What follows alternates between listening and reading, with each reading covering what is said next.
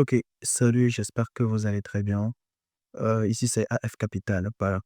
Aujourd'hui, on va faire une analyse sur le AUD USD, mais premièrement, on doit analyser le DXY. Voilà. Donc, directement, on va passer sur le DXY, qui est l'indice du dollar. On va prendre le DXY. Voilà, je suis en train de chercher une opportunité de vente toujours sur le dollar. Actuellement, on est en train de corriger cette baisse qui a eu lieu d'ici jusqu'ici. Donc, on commence d'ici où on met la fibo jusqu'en bas, du plus haut vers le bas et on va sélectionner notre zone. Actuellement, on va voir que le prix, moi je choisis toujours l'intervalle quand on parle de Fibonacci. On va voir que le prix réagit dans l'intervalle,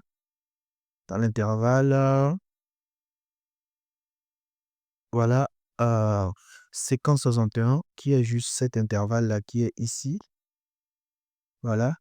Et on a l'intervalle 61-78 aussi, qui est une bonne zone. Voilà. Et après, on a le 100%, le retracement 100% de la fibre.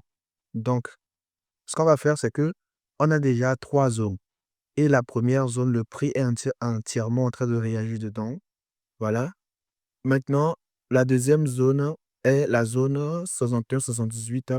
Et la troisième zone, c'est la zone 78 et 100%. Donc, voilà. On maintient ces deux zones-là plus le troisième, voilà, qui est aussi important parce que il s'agit de la zone la plus puissante et notre zone premium. Voilà, donc on a ces trois zones-là. Maintenant, ce qu'on va faire, c'est que on va premièrement déterminer les niveaux de liquidité importants sur le DXY, voir là où le prix peut revenir combler. Donc, premièrement, cette zone-là, le plus haut ici, n'est pas encore prise, mais lui, là, il vient d'être testé pour pouvoir repartir à la baisse. Et voilà, vu que sur la zone là, on a ce niveau-là qui a une forte potentiel de faire quoi? De rejeter le prix à la hausse. Donc, on maintient la zone là, premièrement. Maintenant, ce qu'on va faire, c'est que si le prix rejette sur la zone là, on aura encore une cassure qui va complètement liquider ce plus haut qui est juste ici. Donc, on aura cette zone-là qui va essayer de rejeter le prix, qui sera la zone 50-78. Voilà, qui sera la zone 50, qui sera la zone plutôt 61-78, qui va essayer de rejeter le prix.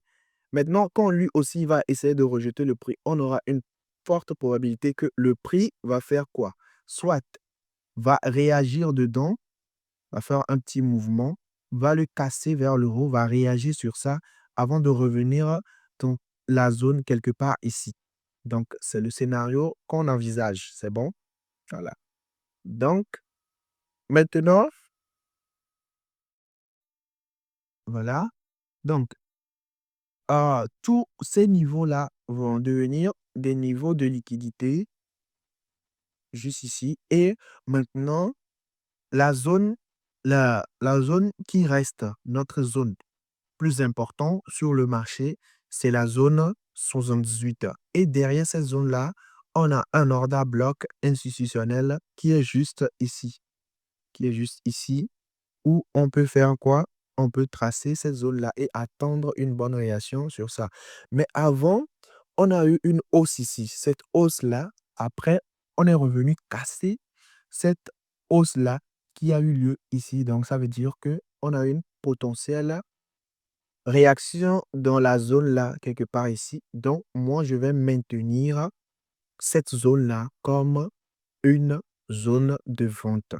Donc, pour pouvoir vendre le dollar, je vais, voilà, attendre le prix dans la zone là qui est juste ici.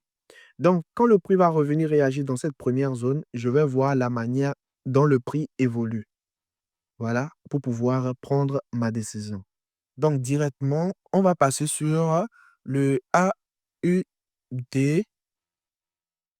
le AUD USD. Passer sur le AUD USD. où on va essayer de faire quoi? Premièrement, de lancer la FIBO aussi et de repérer ses niveaux clés. Donc, on a cette zone-là qui est, qui est déjà cassée, donc on va plus trop chercher cette zone-là.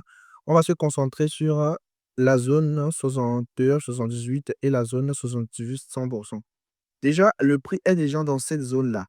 Le prix est déjà dans la zone ici. Donc, ce qu'on va faire, c'est que on va prendre la zone la plus importante ici. On va prendre son order block. Donc, je vais essayer de trouver l'order block. Je vais prendre la moitié de cet order block-là. Premièrement, voilà, je vais supprimer la FIBO. Après, on va prendre le breaker qui est juste ici. Voilà, on le mentionne. Ça fait 2 zones. Et on va prendre aussi l'order block qu'on ne va pas tracer.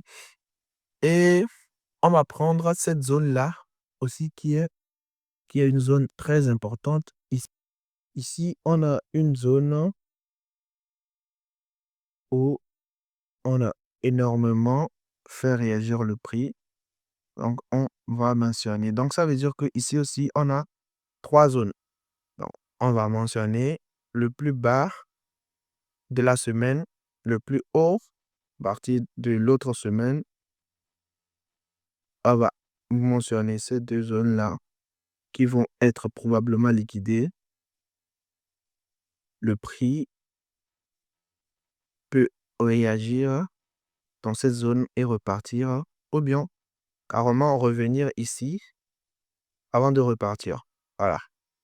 Voilà l'analyse aussi sur le AUD USD qui est là.